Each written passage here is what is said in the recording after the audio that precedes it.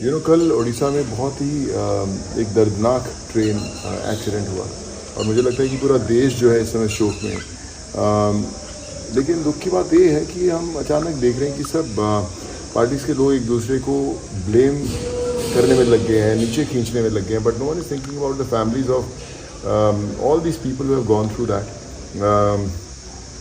Very sad. I think हम लोग tweet करते हैं, शोक दिखाते हैं, फिर अपनी ज़िंदगी में बिज़ी हो जाते हैं। But what about all those people जो अपने घर से निकले थे रोटी कमाने के लिए? कोई चेन्नई जा रहा था, कोई मजदूर बिहार का, अलग अलग फैमिलीज़ के छोटे छोटे परिवारों के लोग, जो पूरे परिवार ख़त्म हो गए। मुझे नहीं लगता कि वापस से कभी वो खड़े हो पाएंगे। कॉम्पनसेशन मिलेंगे उनको जो शायद 2-4 महीने में ख़त्म हो जाएंगे। इंजर्ड जो लोग हैं उनको थोड़ी कॉम्पनसेशन मिलेगी जो शायद फिर 1-2 महीने में ख़त्म हो जाएगी। बट इमेजिन कि जिसकी टांग टूटी होगी, जिसकी गर्दन टूटी होगी, कंधा टूटा होगा, वापस कब अपने काम पे जा पाएगा या कभी जा भी नहीं पाएगा। These are all the breadwinners of the families. और मुझे लगता है कि सरकार बहुत कमाल का काम करी, पर एक छोटी सी पॉलिसी कहीं पर अगर लेकर आए जहाँ पर मुझे लगता है कि जो ऐसी ट्रैजिक इंसिडेंट्स होती हैं, जो इतने मास लेवल पे हमारे देश में ऐसी दर्दनाक घटनाएं होती हैं, उसमें उन फैमिलीज़ को जो इंजर्ड हैं उनको ताज़ ज़िंदगी, जैसे हमें पेंशन्स मिलती थी, प्रोविडेंट फंड्स मिलते थे, या एक फिक्स्ड इनकम आती थी, वो ज़रूर आनी चाहिए कि हर मंथ कुछ भी इनकम हो, 15-20 हज़ार, 25 हज़ार, 30 हज़ार, जो भी एक इनकम हो।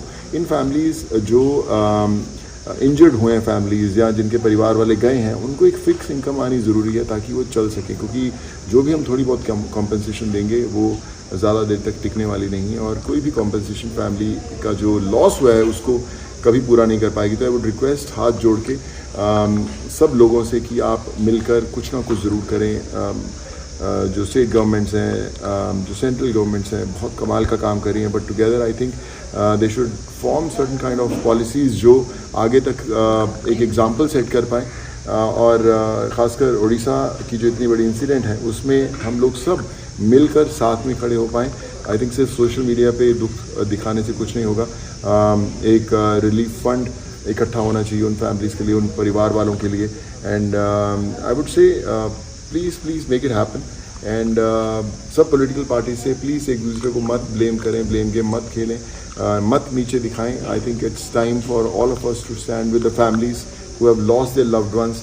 और मुझे नहीं लगता कि कभी वो ज़िंदगी नॉर्मल उनकी हो पाएगी।